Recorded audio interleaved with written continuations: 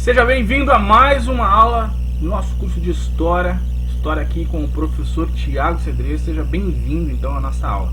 E na aula de hoje nós vamos comentar um pouquinho, de forma muito resumida para você, lembrando que são aulas bem simplificadas, bem objetivas, para que você consiga interiorizar o conteúdo, aprender o conteúdo e já rapidamente fazer as suas questões e absorver e te preparar para a tua prova. Então a aula de hoje vai ser sobre pré-história. Lembrando que a pré-história é o período de estudo anterior à escrita. O prefixo pré-história significa que é uma disciplina, uma ramificação da história, vamos dizer assim, que se dedica a estudar os fatos, os vestígios do passado anterior à nossa escrita. Mas como assim, Thiago? Quer dizer então que antes da escrita não tínhamos história? Como é que funciona esse negócio? Não, calma aí. O passado humano, assim como o passado do planeta, é construído a partir de ações e reações, ok?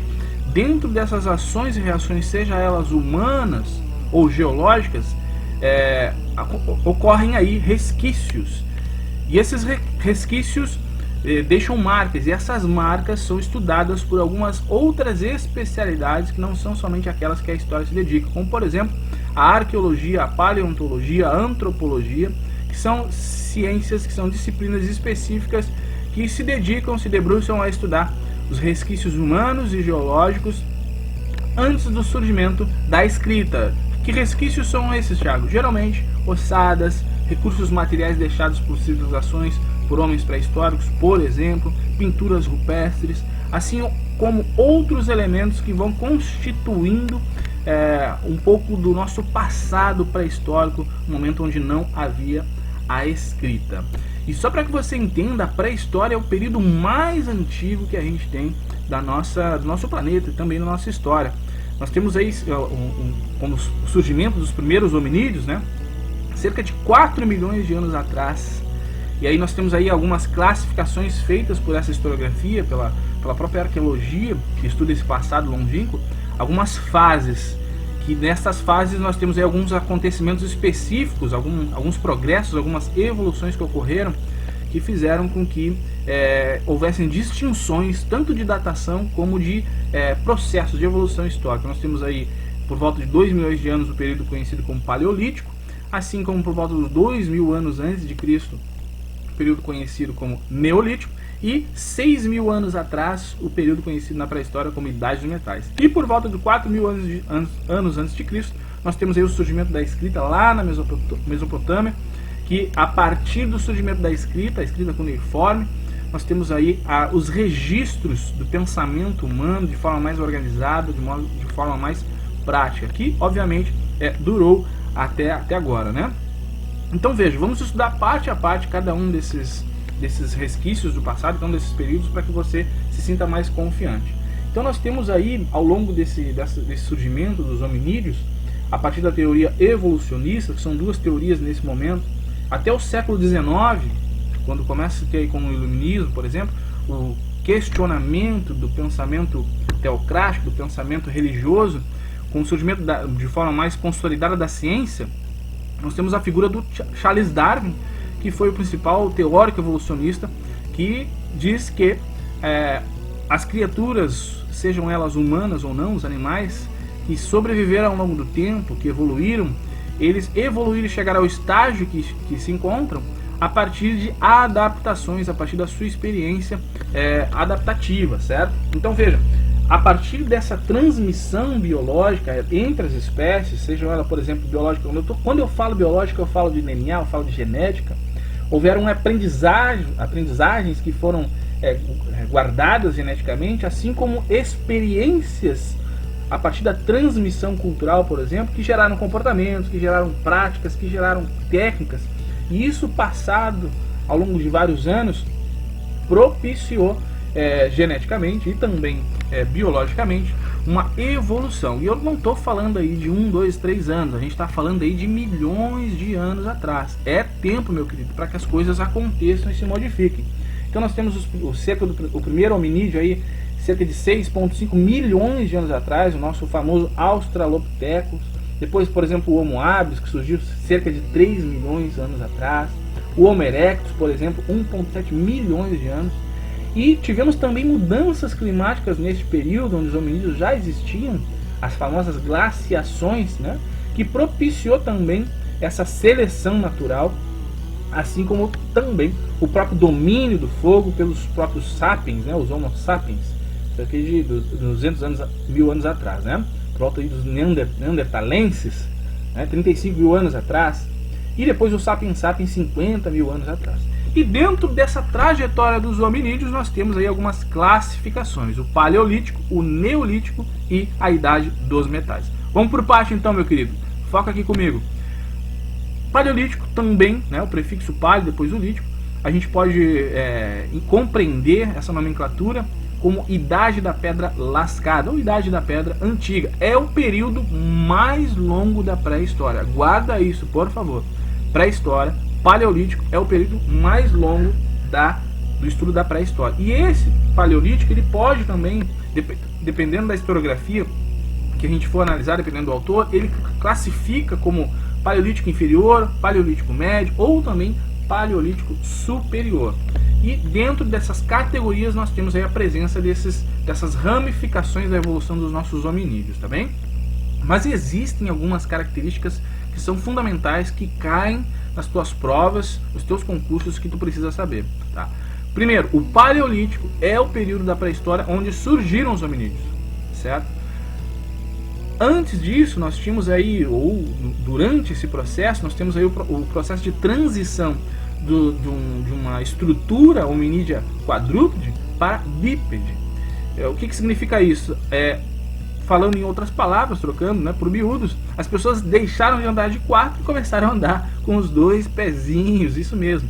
E houve também algumas mudanças biológicas, como por exemplo a própria uso do polegar de uma forma mais assertiva, por exemplo, do uso da pinça, né, que propiciou o manuseio de instrumentos, que possibilitou, por exemplo, o manuseio de ossos, o manuseio de madeiras, árvores, né, que depois, com a sua habilidade, com o aperfeiçoamento, levou aí o uso de utensílios como flechas, como lanças, como facas artesanais feitas de pedras e de madeiras rudimentares. Dentro desse contexto, dentro desse conteúdo aí, desse contexto do paleolítico, como é que esses hominídeos sobreviviam? Como é que eles andavam? Veja bem, eles não tinham casa fixa, eles não se fixavam num único lugar. Eram pequenas tribos, e essas tribos eram nômades. E o que significa isso?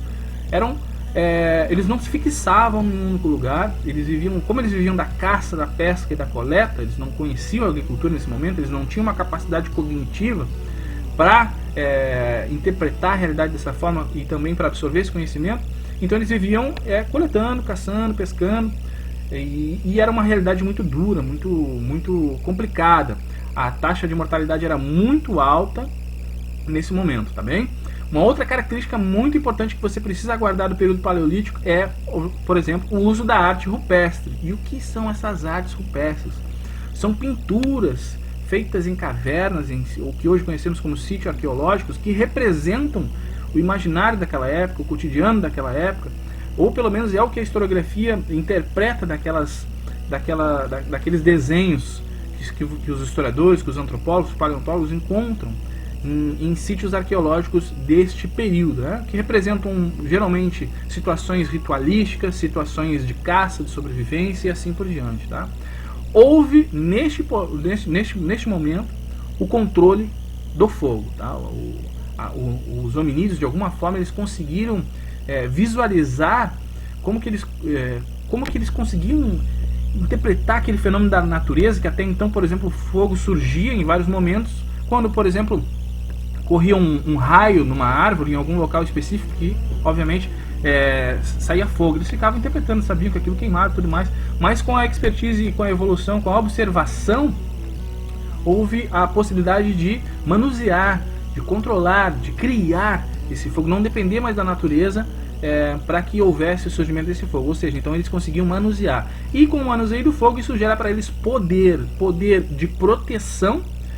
Veja, eles viviam geralmente nesse período em cavernas, né? Então o fogo era um elemento que ajudava eles a se proteger. tanto do frio, que em vários momentos, dependendo da situação, da região geográfica onde eles se encontravam, era muito frio, assim como também proteger-se de animais pré-históricos daquele período, que obviamente o ser humano era uma presa, né? Tinham também uma comunicação, uma linguagem muito rudimentar, não existia uma fonética construída como a gente conhece hoje, com essas articulações de palavras, eram sons muito rudimentares, e foi com a observação, foi com esse processo de olhar para o outro, de entender como é que funcionavam essas relações, que eles conseguiram aprimorar essa questão da linguagem, tá? Lembrando também que essa questão da pintura rupestre, dessa arte rupestre, é uma expressão simbólica, é algo que buscou, na medida do possível, retratar essa experiência histórica que eles tiveram neste período. Avançando mais um pouquinho, nós tivemos também o período neolítico, neo-novo, né? E o lítico, pedra polida também representada, vamos dizer assim, um apelido, uma nomenclatura que representa pedra polida. E quais são as características que diferenciam o período neolítico do período paleolítico? Guarda isso, meu jovem padawan, guarda isso, meu jovem estudante. O cultivo de plantas, nós temos aí neste período o surgimento de uma agricultura muito rudimentar, muito pautada por técnicas bem simples de observação de solos mais férteis, observação, por exemplo, era mais positivo, era mais fácil de plantar sementes em regiões onde havia uma presença mais próxima de água. Então essas pequenas observações fizeram com que eles devagarinho fossem se sedentarizando. O que significa se sedentarizar? Significa se fixar em um local. Em qual local? Neste período, geralmente próximos de rios, que possibilitavam eles água para beber, obviamente, e também uma possibilidade de cultivo bem simples de plantas. Houve também neste momento, com o avanço das técnicas de sobrevivência, vamos dizer assim, uma domesticação de animais, um princípio de pecuária. Eles conseguiram, antes, veja, eles dependiam para comer carne, obviamente tinha que caçar, né? Mas eles, com o processo de observação, eles perceberam que alguns animais eram mais suscetíveis à domesticação. Então eles alimentavam esses animaizinhos e, obviamente, em determinados períodos, sacrificavam e se alimentavam deles, né?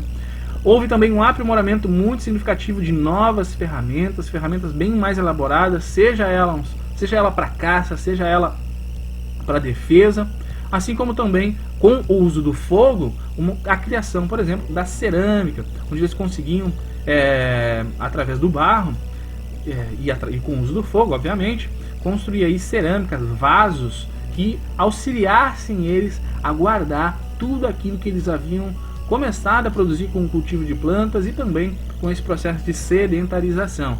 É importante notar-se que neste período as aglomerações de pessoas, os núcleos sociais aumentam e começa neste momento a haver o surgimento de pequenas tribos um pouquinho maiores em relação ao período paleolítico. O filósofo e antropólogo Gordon Schild também, dependendo de como você quer ler o nome dele, ele foi um dos cunhadores, vamos dizer assim, um principal pesquisador que cunhou o termo de revolução neolítica e depois revolução urbana, ao pesquisar, ao se debruçar aos estudos da pré-história.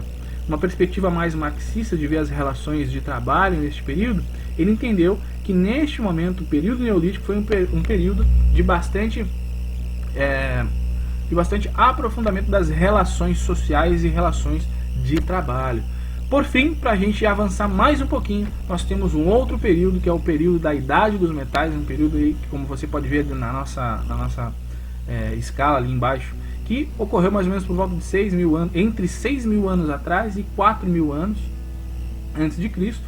E por que o período da Idade dos Metais? Porque neste momento, já com o aprimoramento do uso do fogo e das técnicas e as ferramentas, eles conseguiram encontrar alguns minerais como ferro, cobre, bronze, e com o fogo, com técnicas bem rudimentares também, conseguiram derreter esses minerais e construir utensílios, seja para uso da sobrevivência cotidiana, como também para utensílios que possibilitassem a eles proteção, né? Utensílios para a guerra, vamos dizer assim. Houve neste momento aperfeiçoamento de ferramentas, novas técnicas de tecelagem, novas técnicas de olaria, de arquitetura. Nós já temos aí neste momento uma organização social muito mais apurada em relação ao período paleolítico e sobretudo o período neolítico.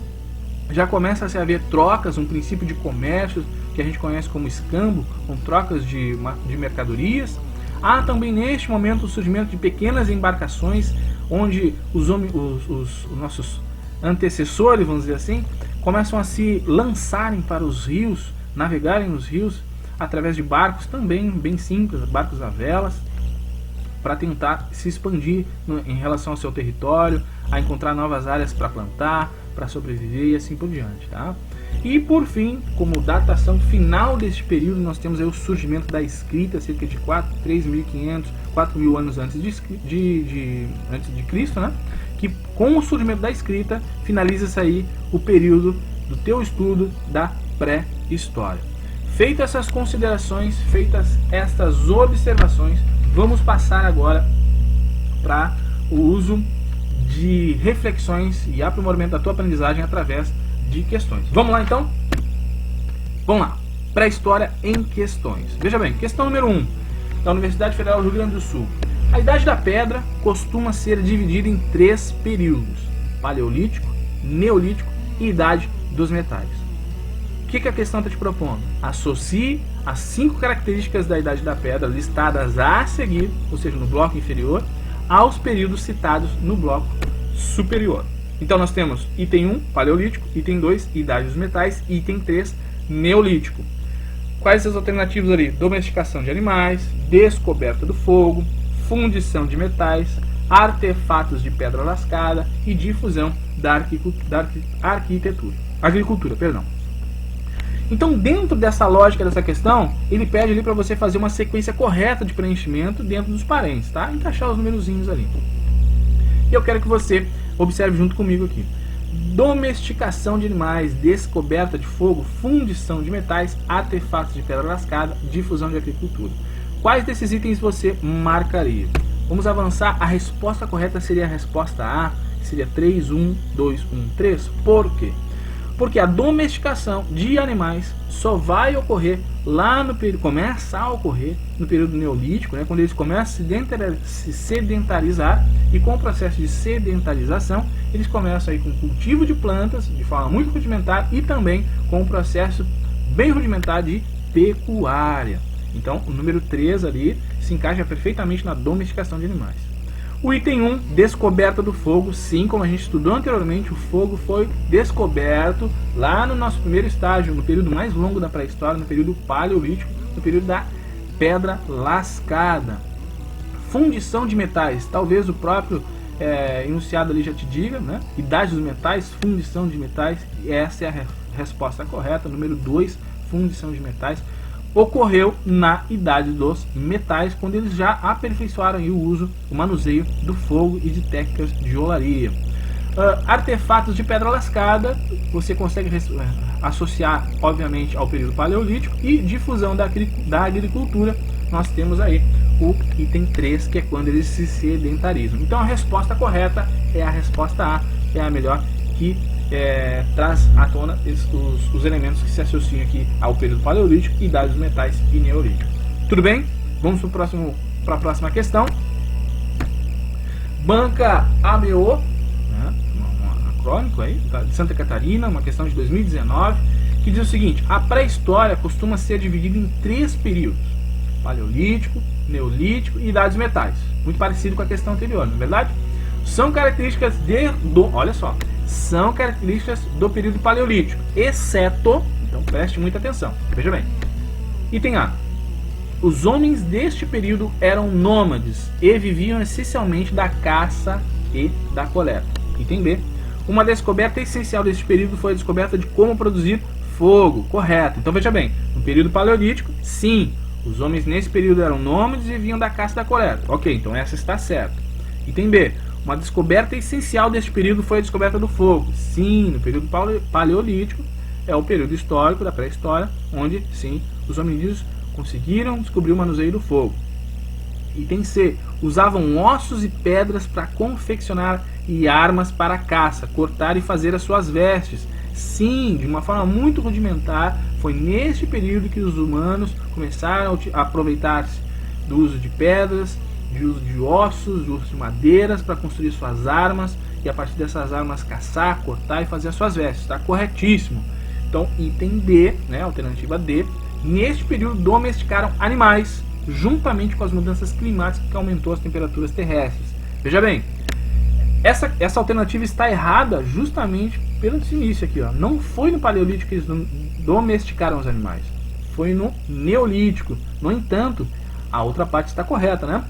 Foi no período Paleolítico, nesse período mais longo, que houveram diferentes glaciações, mudanças climáticas, que inclusive mudanças essas que auxiliaram no processo de emigração desses hominídeos ao longo de todo o território, né? Quando eles saíram lá do leste do continente africano e paulatinamente foram avançando ao longo do continente, depois lá através do Estreito de Bering, onde eles saíram da Ásia e chegaram na América assim, e conseguiram povoar aqui a América, tá? Então essa segunda parte está correta, só a primeira parte que está errada. Então neste sentido, a alternativa que você deve marcar é a alternativa D, tudo bem? Vamos agora para a terceira e última questão da banca Fundatec.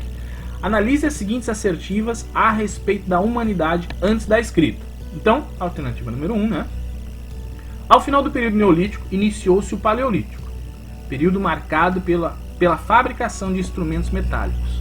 Inicia-se, neste contexto, o domínio rudimentar das técnicas de fundição.